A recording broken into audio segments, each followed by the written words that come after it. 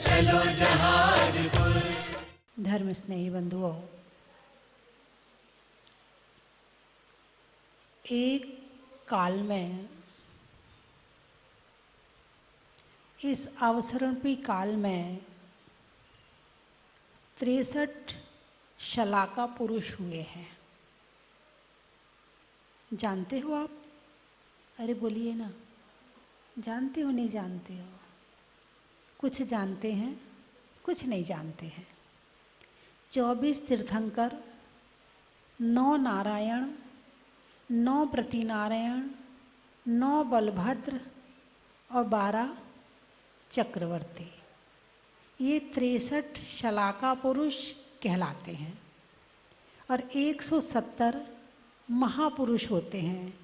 उसमें 11 रुद्र को भी ले लेते हैं, 24 कामदेव को ले लेते हैं और तीर्थंकर भगवान के माता और पिता को भी ले लेते हैं। लेकिन जहाँ शलाका पुरुषों की बात आती है वहाँ ये 63 ही होते हैं। उन 63 महापुरुषों में जो नारायण, प्रतिनारायण और बलभद्र हुए हैं, उनमें से एक नारायण का नाम है श्री कृष्ण, है ना। आज कृष्ण जन्माष्टमी है, आज उनकी चर्चा कर लेते हैं। महापुरुष क्या है? नियम से मोक्ष जाएंगे। और नियम से क्या मोक्ष जाएंगे? अब जो भाव से निकल के आएंगे आज वो जहाँ हैं, और बस सीधे तीर्थंकर बनेंगे। और हमारे यहाँ 3 काल के तीर्थंकरों की पूजा होती है। भूतकाल के तीर्थंकर जो हो चुके हैं, भविष्य काल के तीर्थंकर जो होने वाले हैं, और वर्तमान काल के वो तो कर ही रहे हैं, है ना। तो श्री कृष्ण जो हैं आने वाले समय में तीर्थंकर बनेंगे। वर्तमान जीवन क्या है उनका, क्या इतिहास है उनका, भाई पता तो करना चाहिए ना। महापुरुष क्या होते हैं? जिनके जीवन से शिक्षा मिलती है, जो हमारे आदर्श होते हैं, जिन्होंने ऐसा जीवन जिया है कि जो हमें जीवन जीने की सीख देता है, शिक्षा देता है, वो होते हैं महापुरुष। एक होते हैं पुरुष और एक होते हैं महापुरुष। राजा, महाराजा, रानी, महारानी, व्रत, महाव्रत। महा लगते ही उस चीज, उस शब्द की, उस व्यक्ति की क्वालिटी बढ़ जाती है। तो श्री कृष्ण, हालांकि नारायण तो 9 हैं, लेकिन प्रसिद्ध नारायण 2 हैं। एक लक्ष्मण और एक कृष्ण ज़्यादा प्रसिद्ध है। इन 2 को ज़्यादा प्रसिद्धि मिली है। और इनके जीवन में विपरीतताएं बहुत रही, संघर्ष बहुत रहे, इन्हें बहुत लड़ना पड़ा, इन्हें बहुत युद्ध करने पड़े। आप लोग लड़ते हैं कि नहीं लड़ते हैं? अरे बोलिए ना, आप लोग लड़ते हैं कि नहीं लड़ते हैं? आप कहोगे माता जी जब महापुरुष लड़ते हैं तो हम लड़ लें तो कौन सी बड़ी बात है। अरे बोलिए ना, ऐसा विचार मन में आ सकता है। हम बुराई को बड़ी जल्दी ग्रहण करते हैं, अच्छाई को देर से ग्रहण करते, करें और ना करें ये भी कोई ज़रूरी नहीं है ना। वो लड़े और हम भी लड़े, उनके लड़ने में और हमारे लड़ने में क्या अंतर है?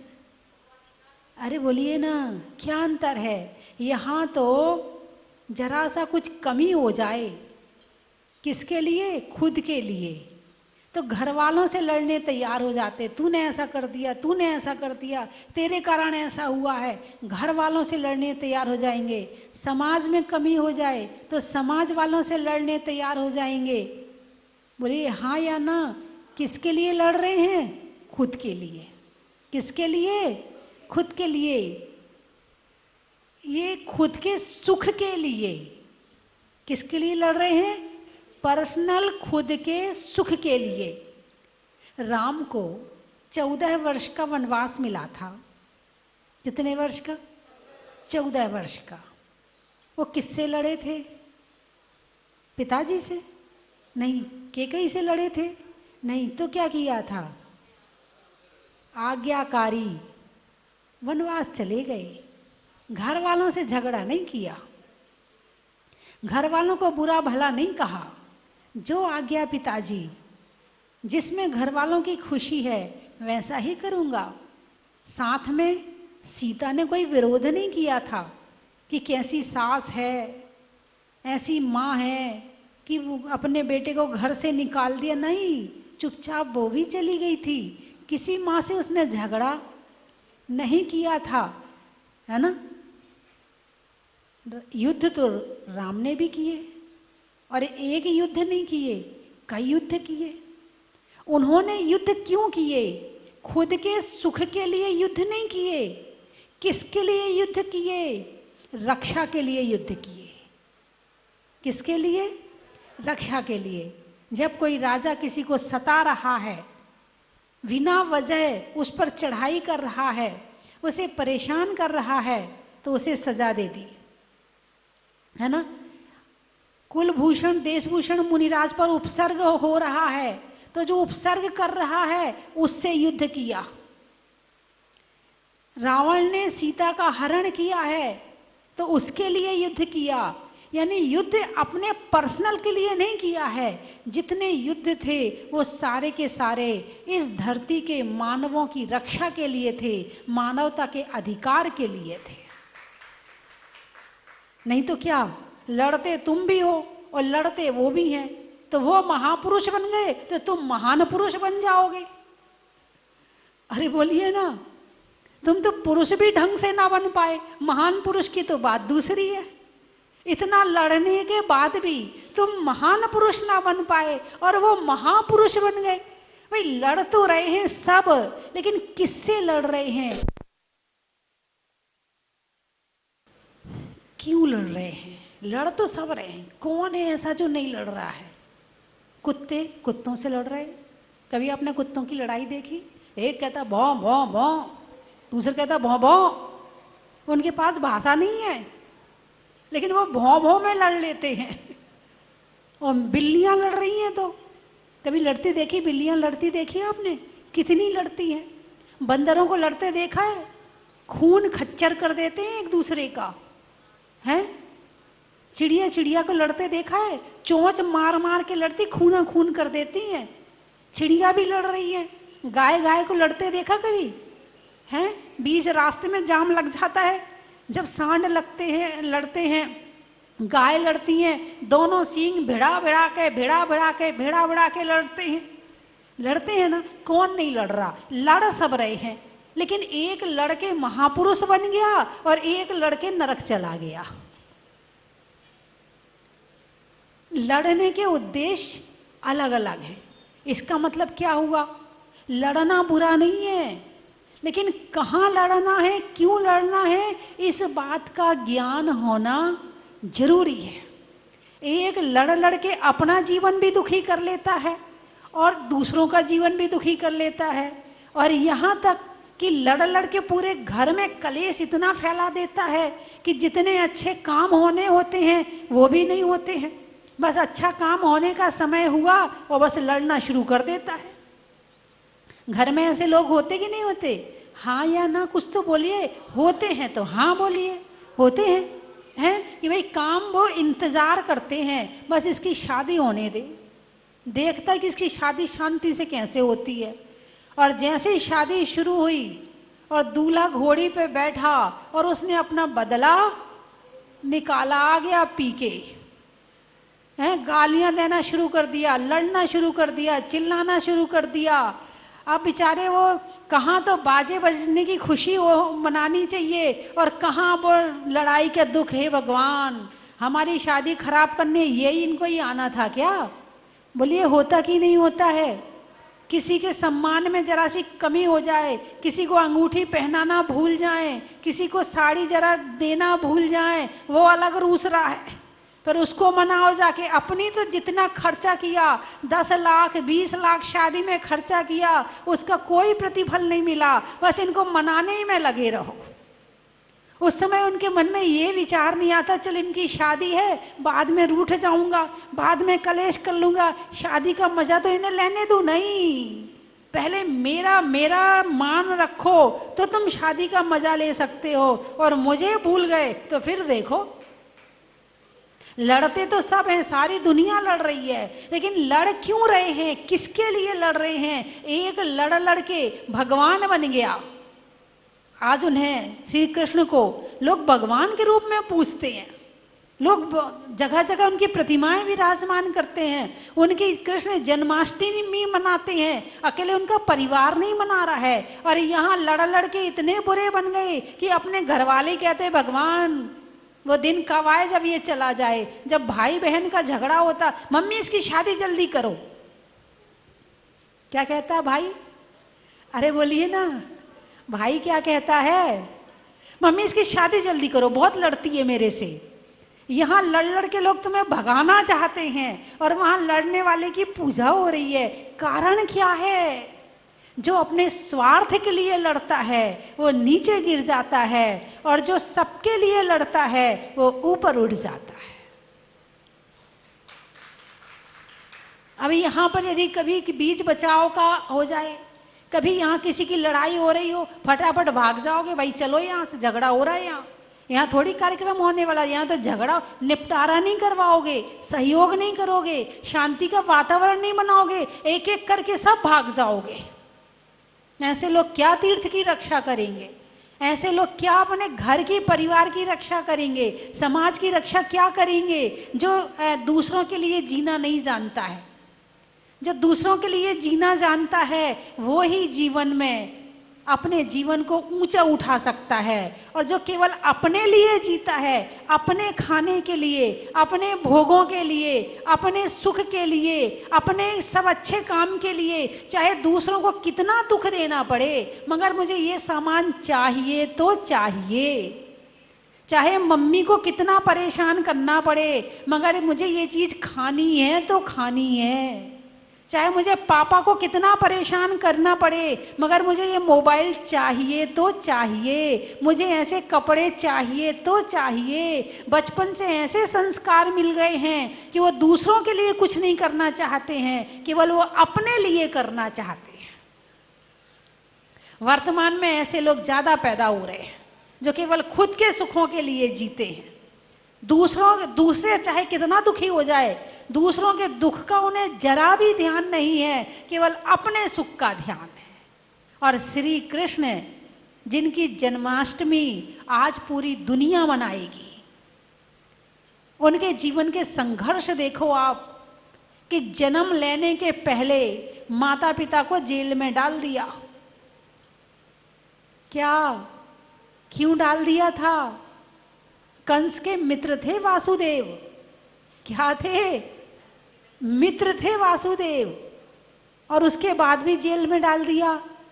भाई अपनी बहन की शादी वासुदेव से करी, क्यों करी? मित्र थे। और बहन की शादी करने के बाद बहन को भी जेल में डाल दिया। भाई क्यों डाल दिया? इसलिए डाल दिया कि किसी ने कह दिया कि इस देवकी के द्वारा जो पुत्र होगा, जो 7वां पुत्र होगा, क्या होगा? उसके हाथों से तेरी मृत्यु होगी। अच्छा, ऐसी बात है? अपना मैं उसकी जड़ी समाप्त कर देता हूं।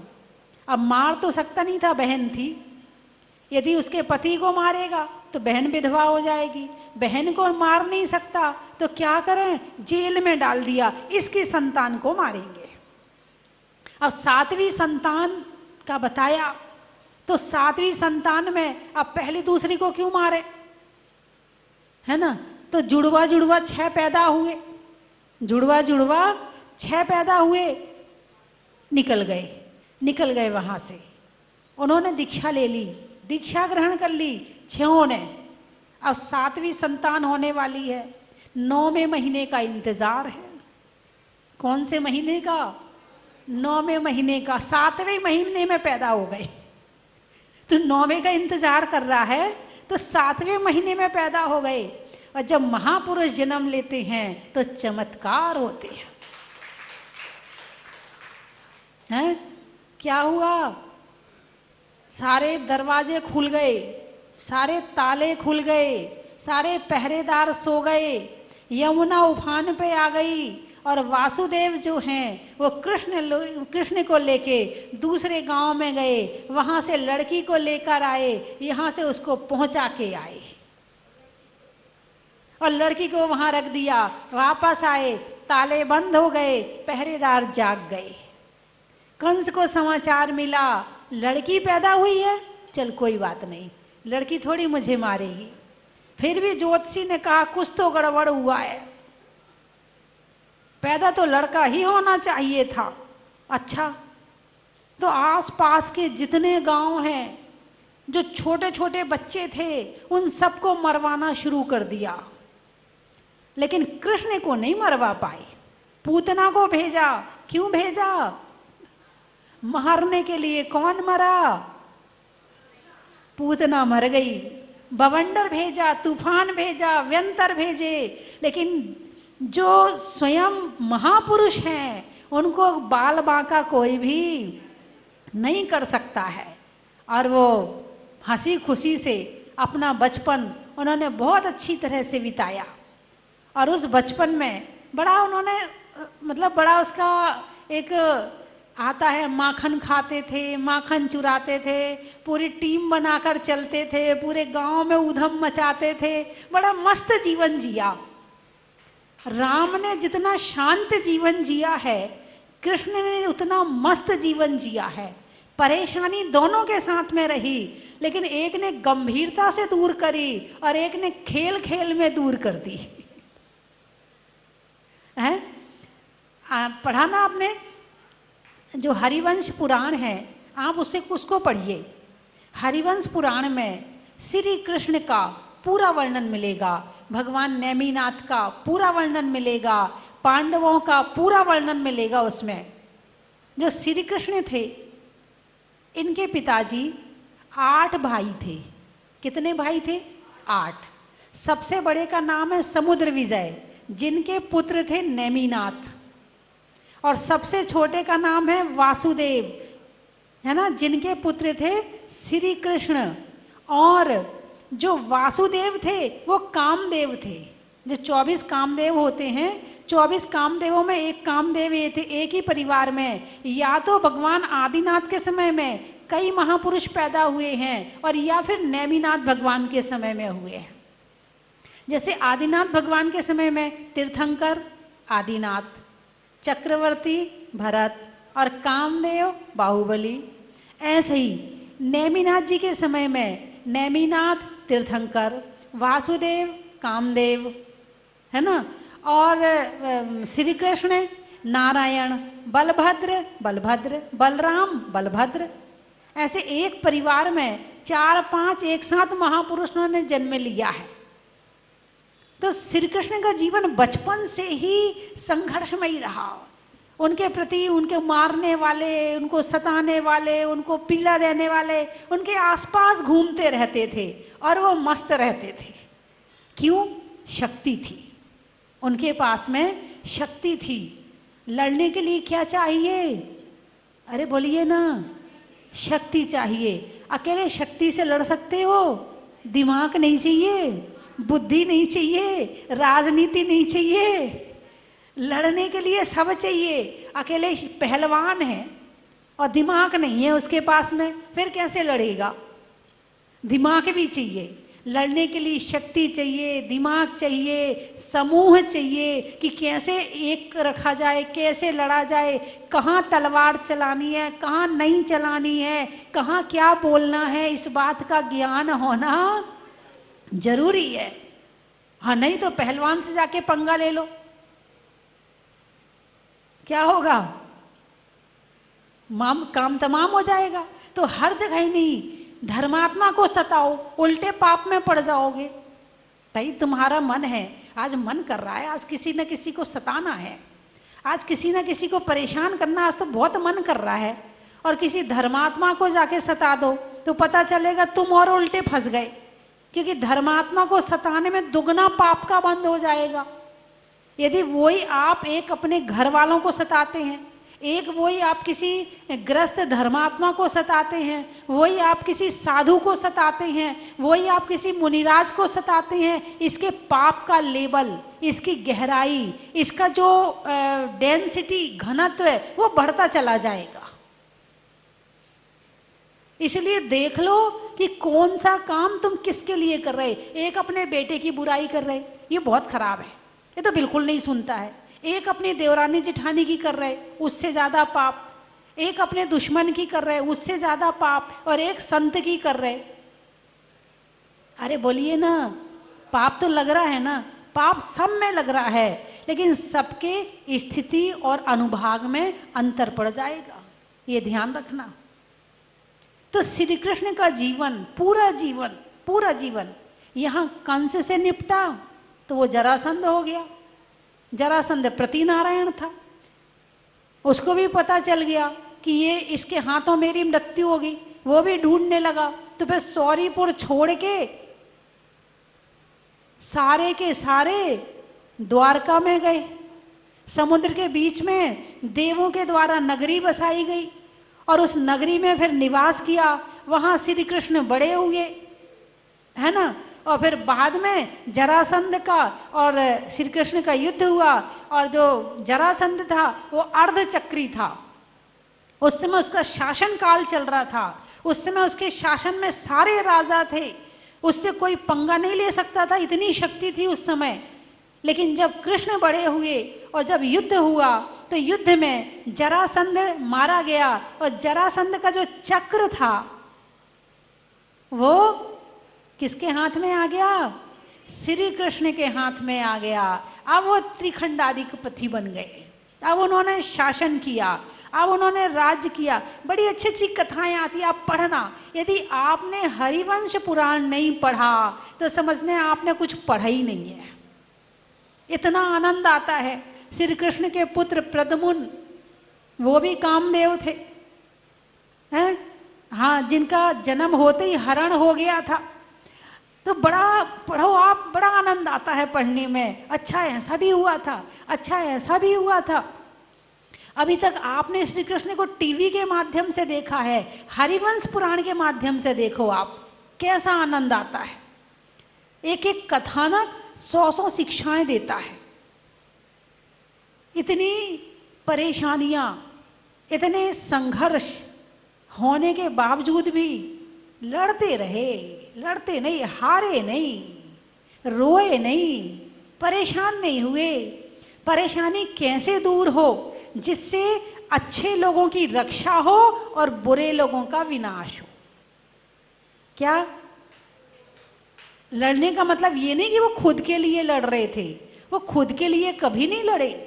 खुद के लिए तो परेशान होना पड़े तो परेशान हो लिए, मगर दूसरों के लिए किस तरह अच्छा हो, उन्होंने सारी जिंदगी ऐसा काम किया था। महाभारत हुई थी, क्या हुई थी?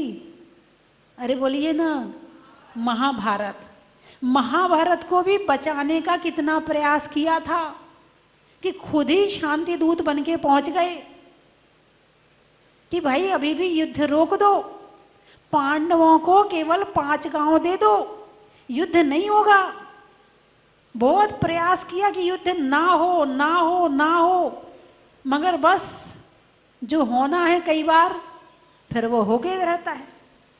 और उसमें भी रक्षा के लिए, अधिकार के लिए, बुराई के लिए लड़े। जो महाभारत हुई थी, इसमें श्री कृष्ण का अपना स्वार्थ क्या था? अरे बोलिए ना, कुछ नहीं था ना। उनके लिए तो पांडव कौरव दोनों बराबर थे, फिर भी लड़े। लेकिन वो खुद नहीं लड़े, उन्होंने शस्त्र नहीं उठाया, अर्जुन के सारथी बने। क्या बने हैं? अब जाकी रही भावना जैसी, ताने संपत्ति पाई तैसी, और विनाश काले विपरीत बुद्धि। जब श्री कृष्ण सोए हुए थे तो पांडव पहुंच गए। किसके लिए? सहायता मांगने के लिए। युद्ध हो गया था, निर्णय कि भाई होना है, तो सहायता माने पांडव पहुंचे और कौरव भी पहुंचे। इत्तेफाक से उसी समय दुर्योधन पहुंचा, उसी समय अर्जुन पहुंच गया। दुर्योधन जाके श्री कृष्ण के सिराने खड़ा हो गया, सिर के पास, और जो अर्जुन था वो पाँव के पास खड़ा हो गया। अब आँख खुलेगी तो सबसे पहले दृष्टि कहाँ जाएगी? वो चरणों में खड़ा है, पहले दृष्टि वहाँ जाएगी। तो एकदम से उठ के बैठे, अरे अर्जुन कब आए तुमने समाचार नहीं दिए? पीछे से उसने दहाड़ा, पहले मैं आया हूं और मैं सहायता मांगने आया हूं। अर्जुन से पूछा तुम कैसे आए? तो फिर दहाड़ा दुर्योधन, पहले मैं आया हूं, पहले मुझे मिलना चाहिए। चलो भाई ठीक है, मांग लो तुम, क्या चाहिए? आपकी जो अक्षौणी सेना है वो मुझे चाहिए। तथास्तु, ले जाओ।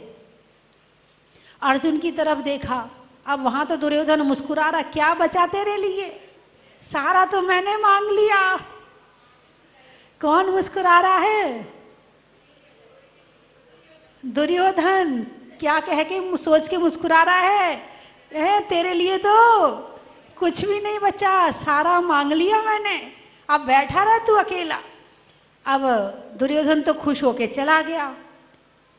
अर्जुन से कहा, भाई तुम्हारे लिए तो कुछ बचा नहीं, तुम्हें क्या दूं मैं? अर्जुन बोला, जो मुझे चाहिए था उसकी तरफ तो उसकी दृष्टि नहीं गई, मुझे तो केवल आप चाहिए हैं, क्योंकि जहां आप हैं वहां विजय है। हैं? तो विनाश काले विपरीत बुद्धि। यदि दुर्योधन चाहता तो कृष्ण को साथ में मांग सकता था, लेकिन छोड़ दिया। क्यों? विनाश काले विपरीत बुद्धि, बुद्धि विपरीत हो गई। अब वहां पहुंचा दुर्योधन, तो वहां भीष्म पितामह से जाके अपनी बड़ाई कर रहा है, मैंने तो पूरी अक्षौणी सेना मांग ली, अर्जुन के लिए तो मैंने कुछ भी नहीं छोड़ा। अब वहां पर भीष्म पितामह मुस्कुरा रहे, मूर्ख, जो मांगना था उसे तो तू छोड़ आया, अब तेरी तो हार निश्चित है। और जब ये बोला तो उनसे ही लड़ने लगा। तुम्हें दिमाग नहीं है? उसने तो मना कर दिया, मैं लड़ूंगा नहीं। किसने? श्री कृष्ण को कह रहे हैं। उसने तो मना कर दिया, मैं तो लड़ूंगा ही नहीं, मैं तो शस्त्र ही नहीं उठाऊंगा। जब वो शस्त्र नहीं उठाएगा, जब वो लड़ेगा नहीं, तो वो मेरे किस काम का है? उसको मांग के मैं क्या करूं? यानी उसकी बुद्धि, उसके ज्ञान वहां तक पहुंच ही नहीं पा रहा था कि आशीर्वाद भी बहुत बड़ी चीज होती है, आशीर्वाद से भी बहुत बड़ी विजय प्राप्त हो सकती है। और जिस समय युद्ध शुरू होने वाला था तो युधिष्ठिर सबसे पहले कहाँ गया था? आपने महाभारत देखी है ना? कहाँ गया था युधिष्ठिर? अपने सेना की तरफ को छोड़ करके सामने सेना में गया था। क्यों गया था? सबका आशीर्वाद लेने। मैं 3 चीजें बोलूंगी, आपको कहना है, बड़ा ही महत्व है। रहने के लिए जमी का, बारिश में नमी का, और आज कृष्ण जन्माष्टमी का, पेंटिंग करने में बुरुश का, पेंटिंग करने में बुरुश का, नामों में अरुष का, और 63 महाशलाका के पुरुष का, पर्वत पर चढ़ने का, कढ़ाई में कढ़ने का, और जीवन में लड़ने का। लेकिन लड़ने का क्यों? ये समझ लेना, धर्म की रक्षा के लिए, देश की रक्षा के लिए, है ना?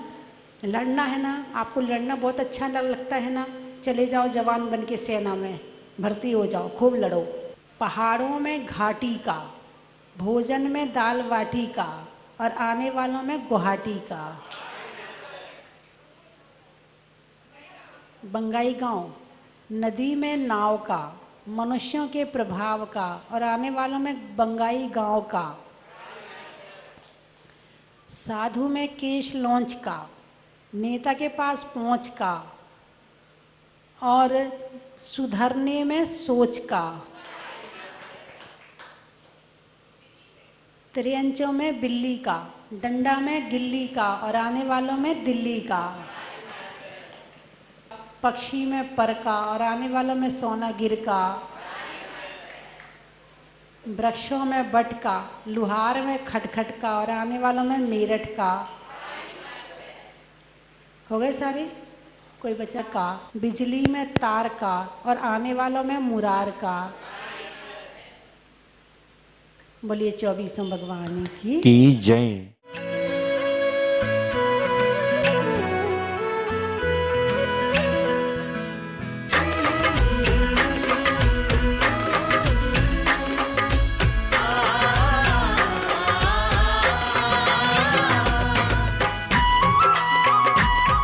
यहाँ से जा रहे थे, तब से हम भक्त हैं, लेकिन आने में काफी देर हुई। यहाँ हम लोग जब 5 साल पहले आए थे तब जहाजपुर के मूर्ति से वहाँ पे विराजमान करना रहा था, यहाँ का नवनिर्माण चल रहा था। आज यहाँ के इतना प्रसन्न लगा है, मंदिर में देख के यहाँ से जाने की इच्छा नहीं होती है। यहाँ की जो भाव है वहाँ पे बहुत अच्छा और प्रसन्न महसूस हो रहा है। जय जिनेन्द्र। हमने कभी सोचा भी नहीं था कि हमें कभी जहाजपुर के मंदिरों का दर्शन मिलेगा, लेकिन आज हम लोगों को इतना अच्छा लगा यहाँ आके, यहाँ के लोगों के भाव देख के। यहाँ से तो हम लोगों का जाने का मन ही नहीं कर रहा है, इतना अच्छा भाव यहाँ के लोगों का है। और हमने कभी सोचा नहीं था कि यहाँ पे कलश करने का सौभाग्य हम लोगों को मिलेगा, और हम लोग को यहाँ कलश करके बहुत अच्छा। सभी को सादर जय जिनेन्द्र। हम माता जी से, स्वस्ति भूषण माता जी से काफ़ी सालों से जुड़े हुए हैं और सन 98 में माता जी का चतुर्मास हमारे गोहाना में हुआ था, तभी से हम माता जी के साथ जुड़े हुए हैं। और हम तीसरी बार जहाजपुर आने का हमें सौभाग्य प्राप्त हुआ। दर्शन, माता जी के दर्शन हुए और भगवान मुनीश्वरनाथ जी के दर्शन भी हुए हमें, और हमें शांति धारा का सौभाग्य मिला, करने का सौभाग्य मिला।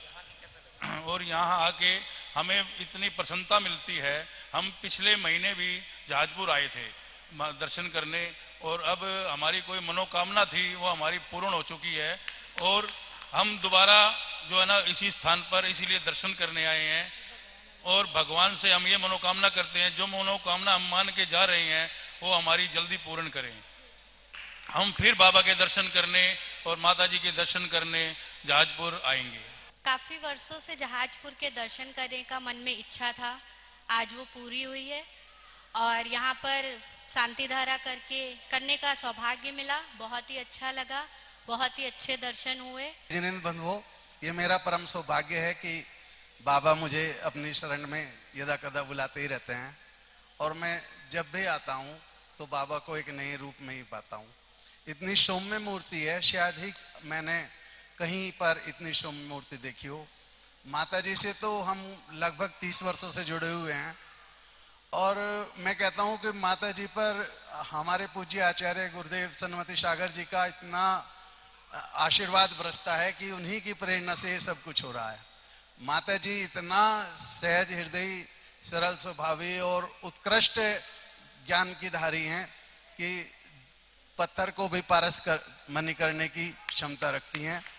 माता जी इस समय सोनागिरी में चतुर्मास कर रही है, आप सब भी उनके शरण में जरूर जाएं और वहाँ पर अपनी भक्ति प्रदर्शित करें। यहाँ पर भी जहाजपुर आने का मन अवश्य ही बनाते रहें। जय जिनेन्द्र। कई वर्ष पहले जब मैं जहाजपुर आया था तो ये मूर्ति बहुत ही छोटे से कमरे में विराजमान थी।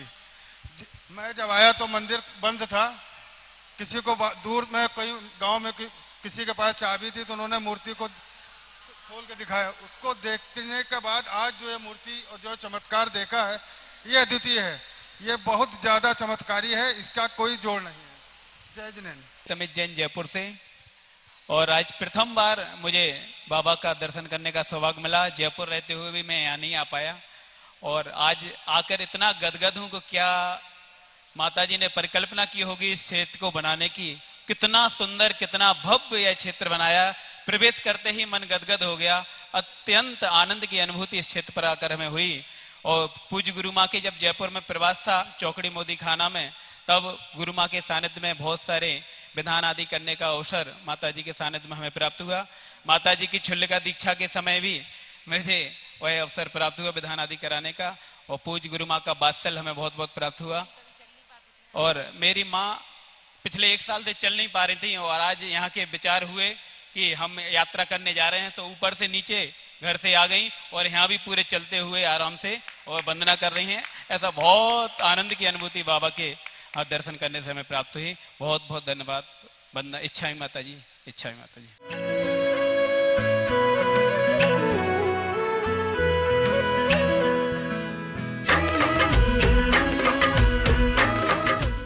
की थाल को सजाओ रे आज, रत्नों की थाल को भर लाओ रे आज।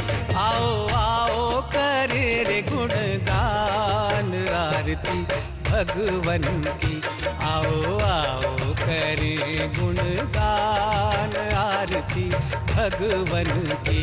आओ आओ करे रे गुणगान आरती भगवन की।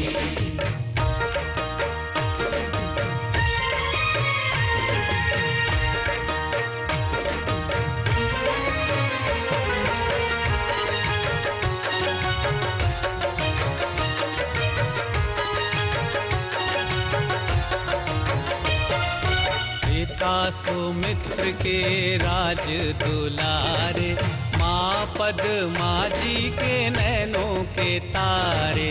पिता सुमित्र के राज दुलारे, माँ पद्मा जी के नैनों के तारे।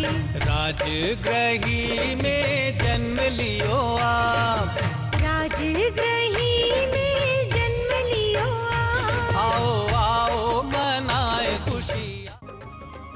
हर वर्ष की तरह इस वर्ष भी परम विदुषी लेखिका गणिनी आर्यिका 105 श्री स्वस्ति भूषण माता जी की प्रेरणा से सिद्ध क्षेत्र सोनागिरी जी में भगवान श्री चंद्रप्रभ जी की छाया में पर्युषण महापर्व पर संस्कार साधना शिविर लगाया जाएगा। आवास एवं भोजन की व्यवस्था निःशुल्क है। भाग लेने इच्छुक अपना नाम शीघ्र लिखवाएं। संपर्क सूत्र 9425109179, 9425120146, 9993363242। हिंदी 9425109179, 9425120146, 9993363242।